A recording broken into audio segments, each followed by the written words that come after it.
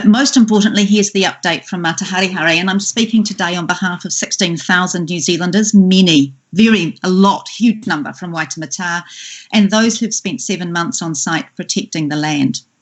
Now, as you know, the Ombudsman has started an investigation into both Auckland Council and the Ministry of Culture and Heritage for their roles in the Erebus Memorial process, and this has been expedited by the appointment of David McGee and Ricky Rangi Gage. You just have to look those two gentlemen up to understand the mana and the appropriateness of that appointment. We're delighted that it's been taken so seriously.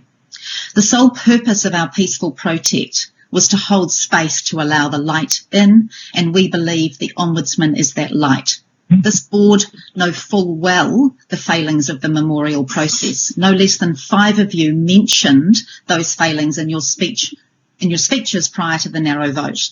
The chair went further and said the process was fatally flawed, and yet he voted as he was always going to, along party lines.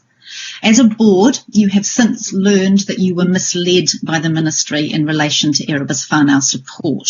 They don't know the connections of 40% of the Erebus families they purport to represent. They don't even know if they knew someone on board the plane. You have since learnt the taumata of Ngāti Whātua Ōrākei called for the size of the memorial to be rethought. Kieran, you asked the same question of the ministry before your vote. 4 of you denied Alex an opportunity to put forward a sensible motion that would have seen a practical, peaceful outcome.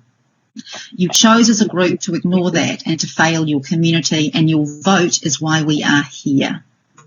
Today, the Ministry of Culture and Heritage breached Arahui and sent contractors and security to the site with a show of force that was both arrogant and irreversible.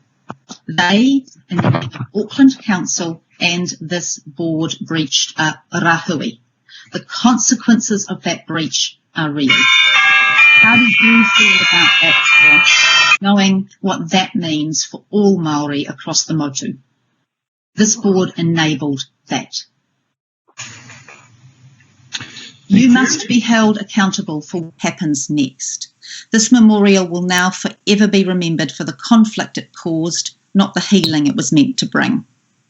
The deafening silence from you as landowners is a disgrace, and I do not need to tell you about the long-term impact on Māori of the Crown and by extension Auckland Council breaching Arahui, and the reputational damage of both Auckland Council and the Crown in deliberately ignoring the Ombudsman's just process. We had offered to step off the whenua if the Crown agreed not to start any works prior to the Ombudsman investigation being completed. That was ignored. We have several times sought a hui. That has been ignored. We have sought mediation. That has been ignored.